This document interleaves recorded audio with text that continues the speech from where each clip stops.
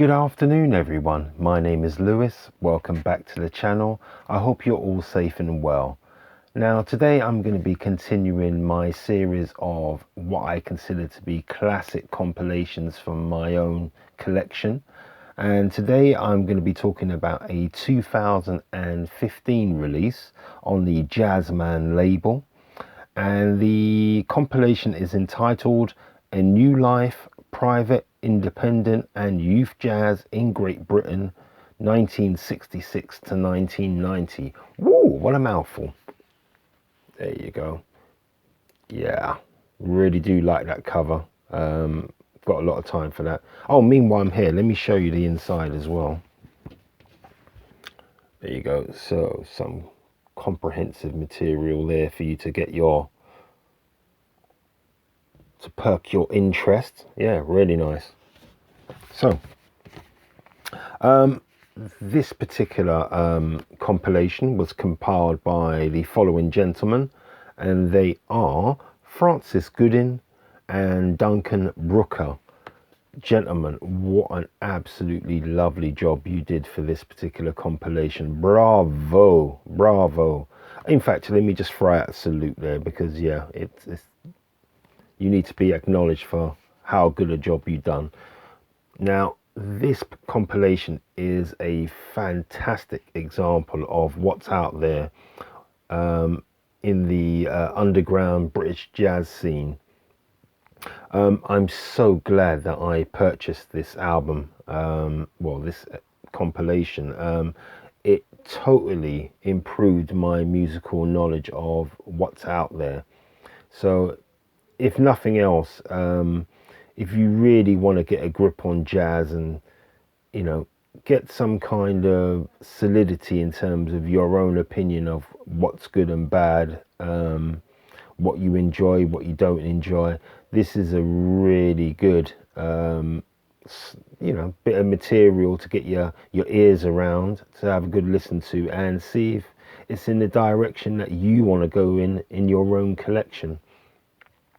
So, yeah, decades ago, I overheard a conversation in a record store where the guy behind the counter was saying to a customer, oh, you know, British jazz is much better than its US counterpart.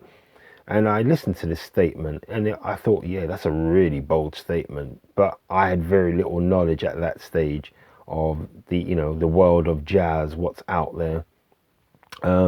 But yeah, it was a comment which blew my mind. I really couldn't get my head around it. It just didn't feel right. Now, from even, a decade later or whatever, it's in my own collection, I've got to say, I'm still in the US jazz camp. But that's not to say that I don't like other forms of jazz, but in terms of where I think most of it, the progression, the development, and the high-end stuff, yeah, I think of American jazz. I'm not really going to change my mind on this, but this is a really good example of what the Brits are capable of. So if there was a little boxing match between the UK and the US in terms of jazz, now with the material on here, I think the Brits could give the US at least a bloody nose. That's how good the tracks are on here. But overall, in terms of the actual bout itself, yeah, the Americans would certainly turn you over.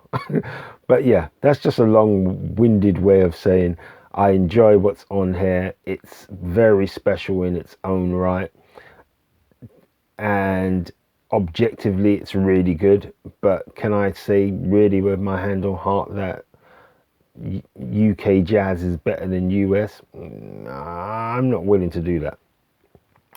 So yeah, that's just a roundabout way of going through that. So yeah, the tracks that I would recommend from this glorious compilation are The Dragon by Walsall Youth Jazz Orchestra, a track called Martini Suite by a band called Joy, Death is Near by the London Jazz 4 with the Sydenham School. And what a track that is. I've talked about it way early, like one of my first videos for this channel. I basically spoke about that track and what it did to me, and listening to it again, it did the same thing. Absolutely phenomenal track.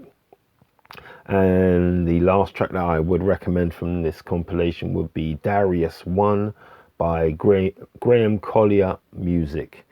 Now, please seek this compilation out if you're into jazz.